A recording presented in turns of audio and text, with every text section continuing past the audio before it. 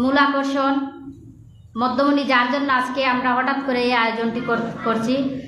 আমাদের উপদেষ্টা লন্ডন প্রবাসী আন্তর্জাতিক খ্যাতিসম্পন্ন শেফ জনাব আজম খান। দিয়ে দে নানা, সবার নানা।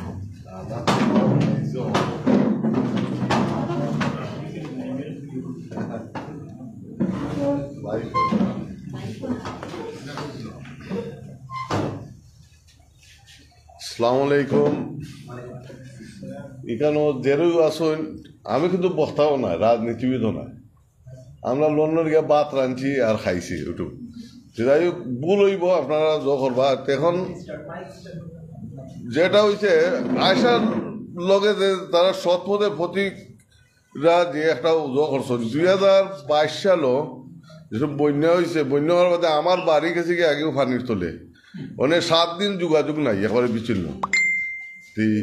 আমার ওয়াইফ তাই এটা খুব সচেতন, অনেক দেখা যায় বাড়ি যোগান নাই, অনেক দেখা যায় সবসময় দেখা যায় সৎপথের প্রতীক তারা ফানি বাদি হাত রাইয়া জগইটা কষ্ট করিয়া তারা তখন ও তারা কইলা ও সংগঠনটা ধরুন, সে লোকের যোগাযোগ নাই, ইন্টারনেট নাই, বুঝলেন।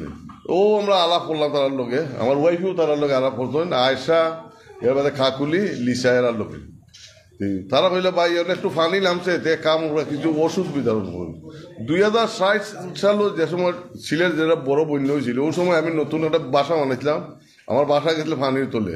ওই সময় আমি আসলাম, যত কিছু মানুষের উদ্ধার করছিলাম, মানুষের সাহায্য করছিলাম। ওই হিসাবে অনেক বাসার খান্তা দেখা হয় 2060 সালেও আপনারা সাহায্য করলাম, অনেক 22 সালে অনেক বাইক হয়। ও আমি আয়সারে কইলাম বলে কাম করেছি, তুমি তো আমার বাসা গেল, তোর বাসা দিয়ে ওষুধ পাঠিনি, তো মানে তারও দাবি দিলা কইলা 2 জায়গায় আমরা বলে পাঠিলাম। ও আমার আমি দিলাম তারারে, তারা ও হইলো তার সাথে আমার পরিচয়। ও তাকে আমি সব সময় তার সাথে আমি আছি, আমি কাম চালিয়ে দিলাম। এখন হইলো আমি লন্ডন প্রায় 7টা ইন্টারন্যাশনাল আন্তর্জাতিক অ্যাওয়ার্ড পাইছি। একটা অ্যাওয়ার্ড আমরা আস্তা ওয়ার্ল্ডের লগে আছি। আমি বাংলাদেশের পক্ষে আমি রিপ্রেজেন্ট করছি, এখন বিট বাংলাদেশ হাইকোর্টে আমার জাতীয় পতাকা আমার টেবিলও তারা দিছেন। আর এখন সৎপথের প্রতীকরা যেটা একটা টাইটেল আমার দিছেন, যেটা আমি দুঃখ হয়েছি, কষ্ট হয়েছে, কিন্তু এখানেও সুলেমান ভাইয়ে জানি নিছিল চা খাবাইবার দায়, ওখান থেকে এই টাইটেলটা শুরু হয়েছে।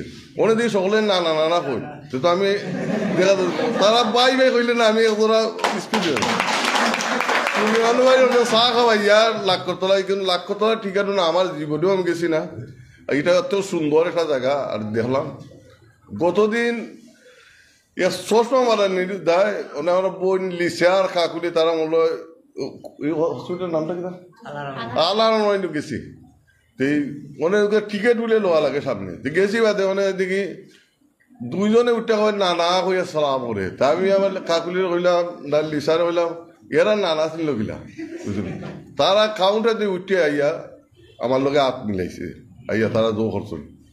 অনেক ডাক্তার সাহেবের কাছে গেছি, ডাক্তার সাহেব কিন্তু আপনার আমার পাশের গ্রাম বনগাঁও, যে আপনার রসিমা এমপি সাহেবর বড় ছেলে, ওনে তাই নকই তুমি আমার ছোটো ভাই, তোমার তো সকলে নানাটা হই।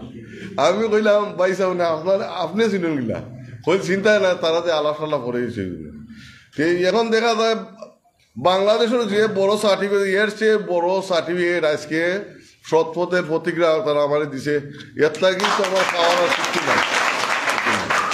আর এখন তার সাথে আমি সব সময় আছি।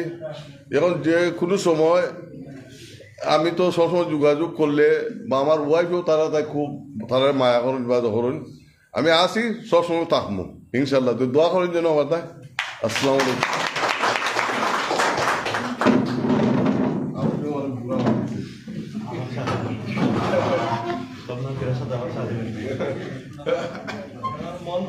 ধন্যবাদ নানা, না সরি আজম খান সাহেব।